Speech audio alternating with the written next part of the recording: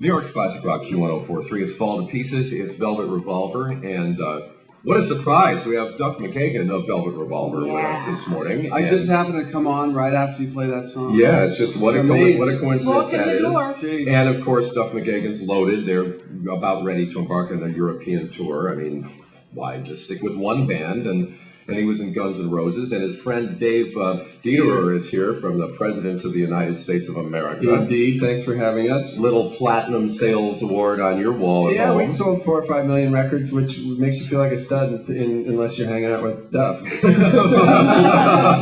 Well, you've sold, what, 30 or 40 or 50 million records? You know, I don't know. Is anybody more than that, Jim? Is anybody keeping track? 60 or 70 or 80 million records, maybe? Yeah, my accountants keep track, you know. Oh, speaking of accountants, you know, before we get into this amazing web deal, Nutzy.com, that I was on earlier this morning, I was, being a smartass, I was trying to put things in there that they wouldn't be able to help me with, and instead, you know everything over there, but we'll get into that in just a second. Okay. But after you were already like this big giant superstar, you know, rock god, you went back to college as Mike.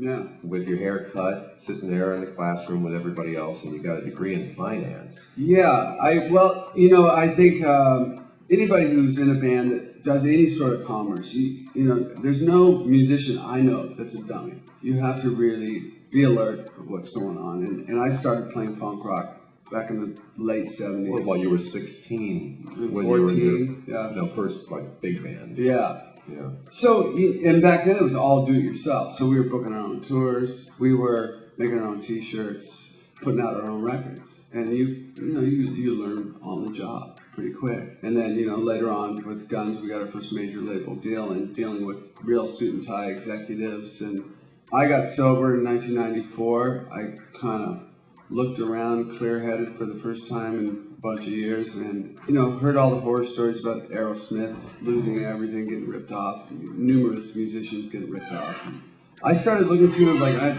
these file cabinets full of monthly statements for the previous 6 years, and I have time to kill. I'm not out there chasing drugs down and getting hammered, you know. So I was looking through these file cabinets and trying to read these financial statements, and they just didn't make a lot of sense to me. So I went in and got into a class at a community college in Santa Monica and took a business class. And in that business class, they went over financial statements, and I discovered mine didn't actually make a lot of sense.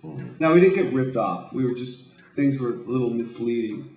People kind of numb and dumb, you know. And so I got sort of fascinated by sort of wresting the control back into my realm, and got into a good business school up in Seattle by jumping through a bunch of hoops and learned a lot. And I know you're very interested in business, and you're involved in managing your own affairs now, and apparently doing a great job. And just kind of knowing what's going on, really. But what was the anonymity like?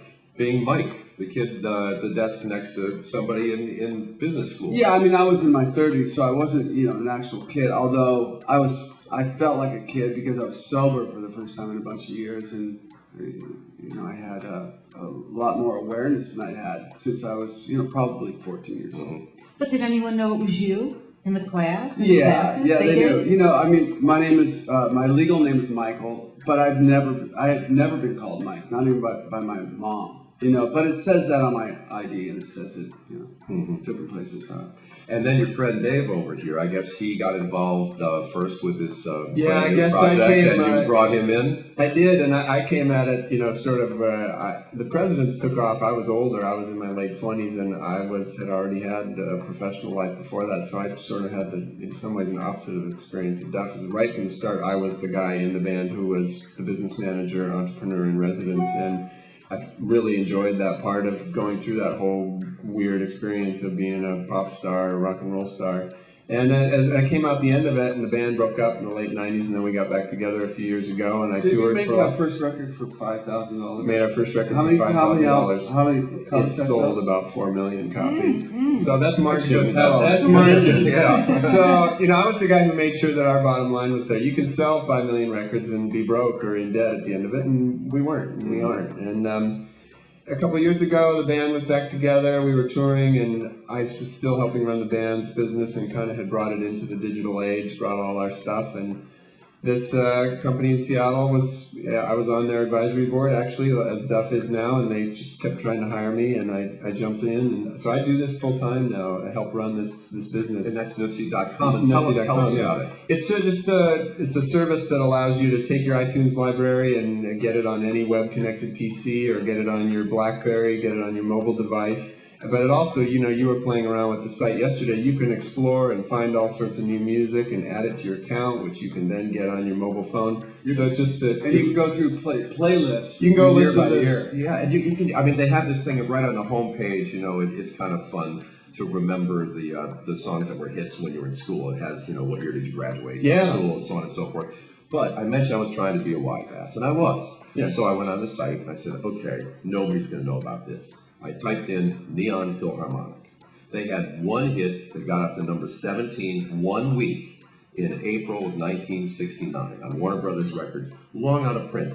All this information came up about Neon Philharmonic, including a radio commercial promoting the song from 1969. That's cool. It was awesome. I just could not believe it. That's the experience we want people to have, is that, I was astonished. We're music fans, Duff and I are, first and foremost, and we remember that, we still have that feeling you have when you're 14 or 16 and you hear a song or go to a show and go, wow, this is blowing my mind, this is a whole new universe. And so it's about, as the music business moves into whatever phase it's moving into, I don't know, it's a mystery. How do we allow people to replicate that aha moment, We should spell gn'r.com so people will be able to NUTSIE.com. And you also... Anagram for iTunes, check that out. So when they recruited you, Duff, I guess you were instantly enthusiastic about this whole thing. Well, there's been a few things that companies I've been approached by in the last probably 8 years or more.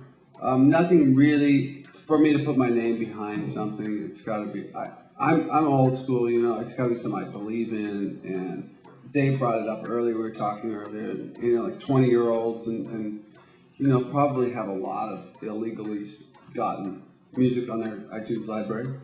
gn'r acts as a digital radio station, so they're registered with BMI and ASCAP. So if you're going to download your iTunes library to gn'r, these artists they'll get their royalties. They'll get their royalties. All that stuff that's never been monetized and illegally loaded stuff in people's libraries, if it comes into our system, it starts to generate revenue. But how do you really stop kids from illegally Oh, downloading? you don't. And interestingly, except for maybe Metallica, the artists I know have never worried about it. Everybody I know who's a musician saw immediately in 99 or 2000, the only way out is through. There's no way, you can't stop this. I mean, it's just maybe because we know the passion around music, and that a 14-year-old will do anything to go steal a song if they're excited about it. But my take has always been, no, you can't stop people, but you just got to find other ways to create value around the music, like help people get it on their cell phone, help people discover new music. Back when Guns N' Roses had the Illusions records out, still the tour was to promote the record. And that is insane talk these days. A record promotes your tour, and that's where you're making your money. So you have to streamline T-shirt tours, T-shirt sales, and tour. And so forth. I still can't believe you guys put out 2 albums in one day, still after all these years. So cool. I still cannot believe that. So cool, so ballsy. Yeah, I mean, who would have ever thought that something like that would not only work, but be incredibly successful? Yeah. I mean, the paychecks are still coming in. Well, or at least they should be. If they're not, somebody should be checking. The back catalog of Guns N' Roses has been great, and it's like a rite of passage for a 13-year-old kid. They get Appetite, and which is great. I have 2 daughters, and all the little dudes at school, they're 7 and 10. Aww. Yeah, and all the little dudes at school have Appetite, so they think I'm cool. So therefore, they treat my daughter great. That works. Let's keep that going. I hope that keeps going. Yeah, you're a scary dude. They don't want to mess with you. They think I'm insane, probably. Duff McKagen is here with us, and his friend Dave from the President of the United States of America. Here at Q143, we'll be right back.